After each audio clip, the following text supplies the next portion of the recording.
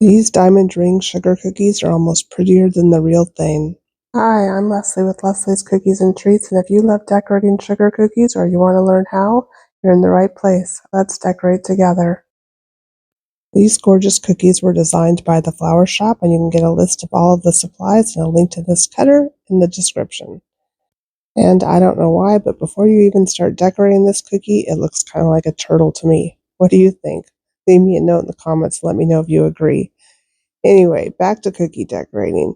I'm starting out by outlining the cookie in a royal icing that's in about a 15-second consistency, and I'm just going to stay close to the edge. It's okay if you start and stop and turn your cookie so you can see where you're going. And as you get to this section here with all the detail, go ahead and just stay close to your cookie with your piping bag as you go around. But when you're doing the circle part, it's helpful if you lift your piping bag up just a little ways and watch where your line of icing is falling rather than your piping bag. And I went over the edge with my outline here, so I'm just going to scrape this off and pipe it again.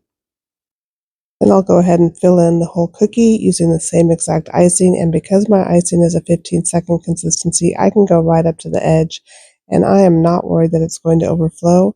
If you jiggle your piping bag a little bit as you're piping and flooding in your cookie, it will help the icing settle down much quicker.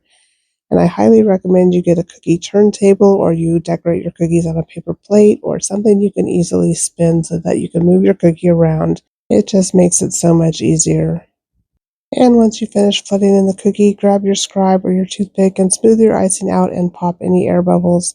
And then I set my cookie aside to dry for about 20 minutes before coming back in with my projector, and I'm using my same 15-second royal icing, and I'm just going to follow along the outline of the ring and try to make as perfect of a circle as I can. I'm going to go slow, and I'm lifting my piping bag up away from the cookie.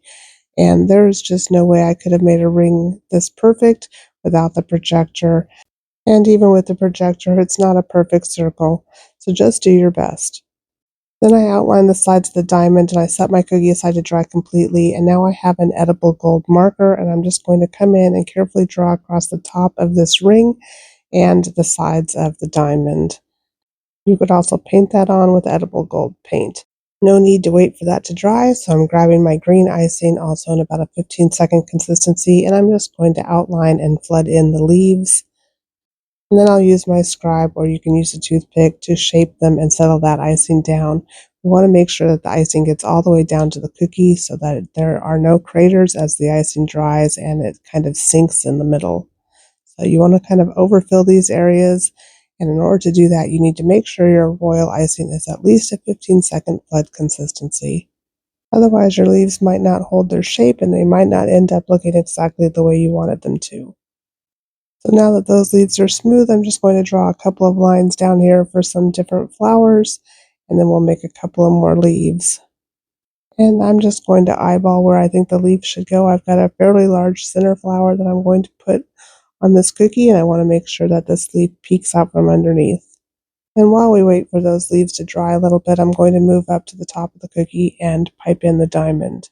So I'm just going to outline the diamond shape, and then I'll flood that in. My icing consistency is again a 15-second consistency, and I'm going slow to make sure I get this shape as consistently close to a diamond shape as I can. And then I'll put a squiggle of icing in the middle to help ensure that it does not crater. And then I'll flood this area in right on top of that. I'm not going all the way to the edge. I'm going to use my scribe to further shape this icing and get it out to the edge and make sure that I pop any air bubbles so again it does not get a crater. And then I'm going to put this cookie in my dehydrator to dry for about 15 minutes. You could also put it in front of a small table fan. Now that it's had a chance to set up, I'm going to come back in with my green royal icing again and add a couple of more leaves. And I'm going to speed this video up because you've seen this already. And now we can start to add the flowers. I'm grabbing my yellow icing. It's in a pretty stiff detail consistency, and I'm just going to make a series of yellow dots for both of these stems over here. And I'll grab my detail consistency white icing to outline and make the design on the diamond.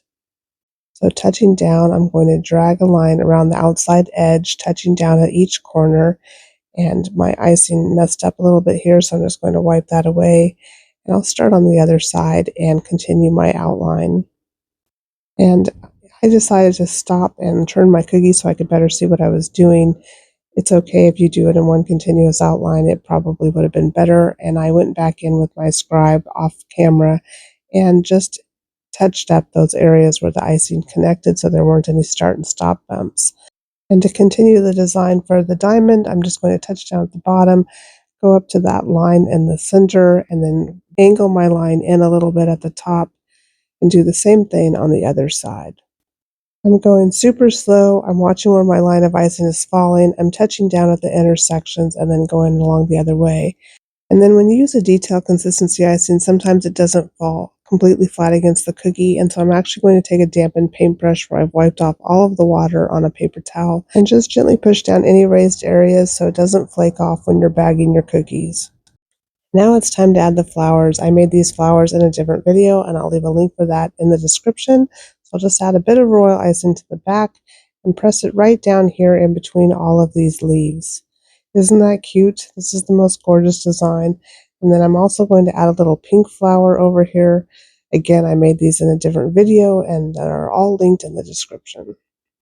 So add a dab of royal icing and just push it right down, and then these cookies will be finished.